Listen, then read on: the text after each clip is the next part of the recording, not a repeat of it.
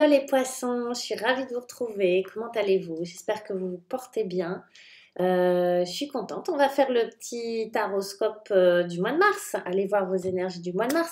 N'hésitez pas, avant que j'oublie, d'aller voir votre signe lunaire et votre signe ascendant, qui va correspondre à la fois, alors le signe lunaire, à ce qui se passe dans votre foyer, dans votre maison, là où c'est caché, d'accord, la lune. Et puis, le signe ascendant va correspondre à l'inverse, à tout ce qui est social, aux échanges avec les autres, aux interactions sociales.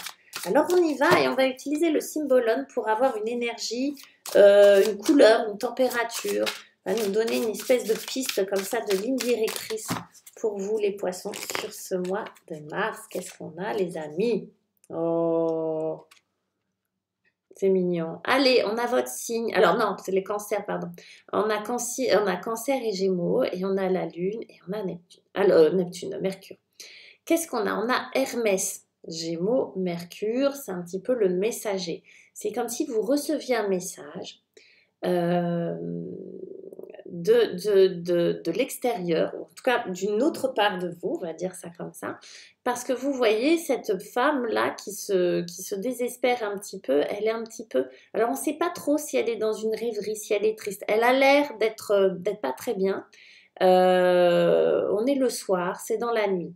Il y a une part sombre et une part lumineuse. Il y a une part de vous qui est dans la, comment on va dire, dans le flou, qui n'y voit pas très bien, qui est dans une hypersensibilité, dans une hypersensibilité qui vous fait un petit peu peur, d'accord, qui vous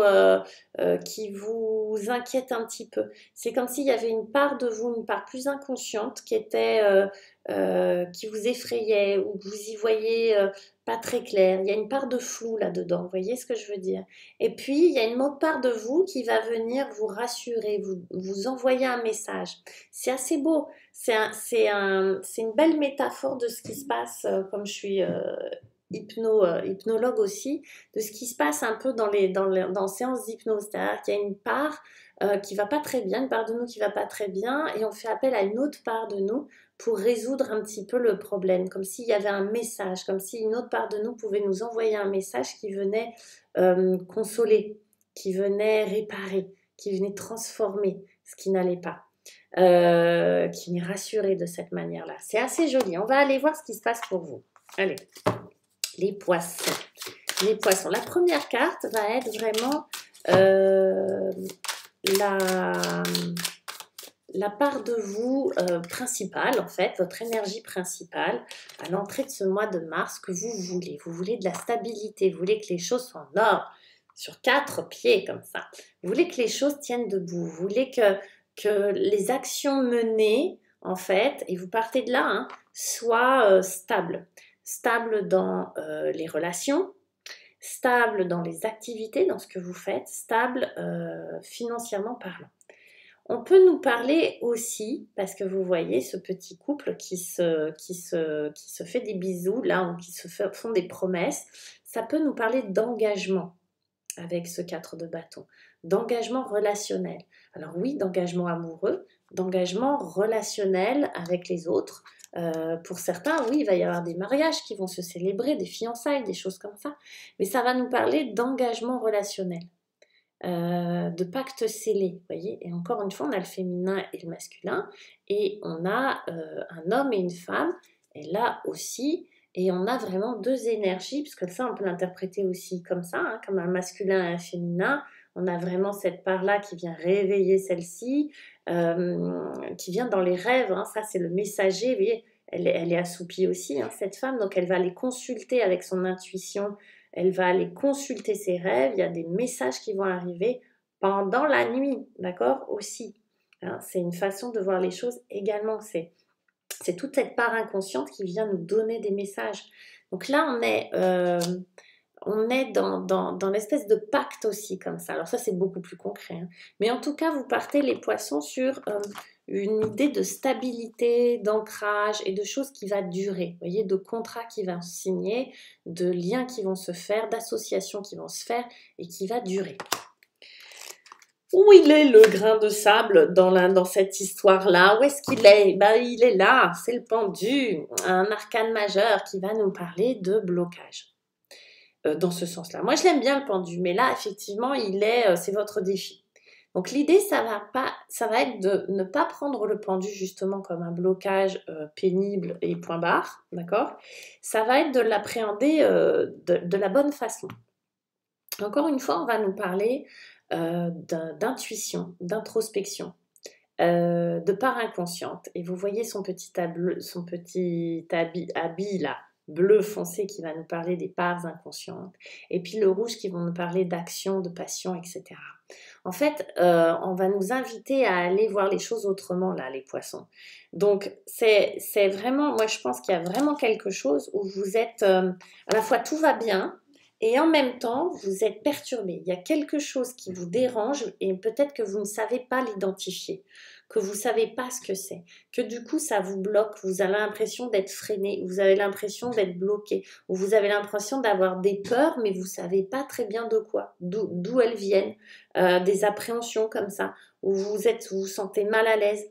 Parce qu'il y a un petit travail d'introspection, il y a des rêves à écouter, il y a d'autres parties de vous à sonder pour que vous puissiez de nouveau voir les choses sous un autre angle. Ça, le pendu comme ça va vous inviter à prendre d'autres points de vue, à regarder les choses sous d'autres angles. Et du coup, on est très clairement dans quelque chose, dans un passage qui peut être vécu vraiment de manière désagréable si on veut avancer vite, parce que lui, il va nous forcer à nous arrêter pour qu'on prenne le temps de regarder à l'intérieur de nous ce que l'on veut vraiment, ce qu'il y a vraiment de positif, de négatif, et d'aller sonder un petit peu quelles sont ces appréhensions que l'on peut avoir par rapport à l'avenir. Ok, allez, on y va, on va regarder comment y arriver.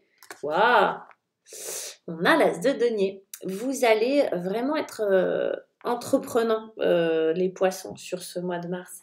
Vous allez entreprendre de nouvelles choses. Je ne sais pas ce que c'est, mais comme vous avez une espèce de confiance, de stabilité comme ça, de confiance dans ce que vous avez commencé à bâtir quand même, là, vous êtes prêt à démarrer quelque chose de nouveau. Ça peut être une nouvelle relation, ça peut être un nouveau job, ça peut être une nouvelle relation à soi aussi, ça peut être une nouvelle activité. Bref, vous semez une graine qui est ce denier et qui va porter ses fruits. Donc en fait, ça peut être aussi une énergie, d'accord? Normalement, c'est du concret. Avec le denier, c'est du concret. On est dans quelque chose de palpable, même s'il s'agit d'une relation, c'est quand même quelque chose qui est palpable. Mais allez, on peut aller plus loin. Si ça se trouve, c'est un état, d'accord? C'est un état d'être qui va être nouveau. Quand je disais une nouvelle relation à soi, oui, aussi, ça peut être une nouvelle façon de se sentir, ça peut être une nouvelle façon de regarder les choses, d'appréhender le monde qui nous entoure, etc., etc. On regarde où est-ce que ça vous mène, tout ça, comment on termine, et ben ça vous invite du coup à collaborer. Ça va vous amener à faire des rencontres. Alors, quand je parlais de relations, oui, on a un 3 de denier. Donc, je le dis vite fait, mais il peut s'agir d'une triangulaire, d'une relation triangulaire, d'accord? Voilà, ça peut amener à ça. Parce que s'il s'agit d'une nouvelle rencontre, mais qu'il y a déjà quelqu'un dans votre vie, pourquoi pas? Sinon, ça va nous parler de collaboration avec les autres. Si c'est un nouveau job ou une nouvelle entreprise ou un nouveau travail, par exemple, ça va nous amener à collaborer avec de nouvelles personnes. Chacune a son domaine de prédilection et vous êtes un petit peu au centre comme un petit chef d'orchestre. Ça peut être une thérapie que vous entamez, par exemple, d'accord, une nouvelle activité sportive, admettons, et puis vous êtes coaché, une thérapie, et puis vous faites appel à des gens pour vous aider, etc. En fait, c'est comme si vous entrepreniez quelque chose de nouveau qui va vous amener à collaborer avec différents corps de métier. Et vous êtes au centre de ça, c'est-à-dire que vous êtes le demandeur, c'est vous qui avez la télécommande, c'est vous qui initiez tout ça, ok? Donc c'est normal qu'il puisse y avoir des petites appréhensions, parce qu'effectivement, on a quelque chose de stable, on n'a peut-être pas envie que ça déstabilise tout. Et que là, on est un petit peu à se poser des questions, à avoir peur, à se dire, mais attends, est-ce que je fais les bons choix? Est-ce que c'est la bonne chose? Est-ce que c'est le bon projet? Est-ce que c'est... Vous voyez, il peut y avoir, et c'est légitime d'avoir des questions. L'idée, c'est cet alignement cœur, cœur, esprit que vous allez rechercher et pour lequel il va y avoir nécessité de collaborer avec d'autres personnes, peut-être des gens avec qui vous n'avez jamais collaboré auparavant, d'autres corps de métier. Vous n'êtes jamais allé demander conseil, je sais pas, à un avocat, puis là vous y allez, et puis vous avez aussi besoin d'un notaire, et ben vous y allez, et puis ça peut être, je sais pas, un psy et puis un coach sportif, bla bla bla, d'accord, des collègues de travail, bref. Vous allez collaborer sur ce mois de mars, il y a des rencontres qui se font. On n'oublie pas le dos de deck quand même qui va nous parler de Love Love quand même aussi, hein, de ce cavalier de coupe qui va offrir sa coupe à quelqu'un. Donc ça peut être une déclaration d'amour qu'on vous offre ou que vous amenez à quelqu'un dans cette coupe. Ça peut être des excuses aussi qu'on vous fait ou que vous faites à quelqu'un. En tout cas, c'est vraiment donner un message d'amour, d'accord? Donc quand c'est des excuses, c'est un petit peu ça. En tout cas, c'est une réconciliation qui peut se faire, d'accord? Le cavalier de coupe va vraiment induire le message, encore une fois, on a le messager, le message pour le mieux, c'est-à-dire de réunification, de réconciliation, vraiment de consolation même, hein, ça peut être ça. Ça peut être vis-à-vis de vous-même, hein. C'est toujours pareil, hein, dans les relations, on s'oublie parfois, mais on a plutôt intérêt à avoir une bonne relation avec soi-même. Voilà mes chers poissons, je vous embrasse. N'hésitez pas à liker, à vous abonner, etc. etc. Et si vous souhaitez une guidance avec moi par téléphone, rejoignez-moi sur Astro Center ou Wengo, c'est la même chose, en tapant le code cardinal en code promo. Et puis vous recevrez plein de promotions, etc. etc. Je vous embrasse et je vous dis à très vite. Ciao!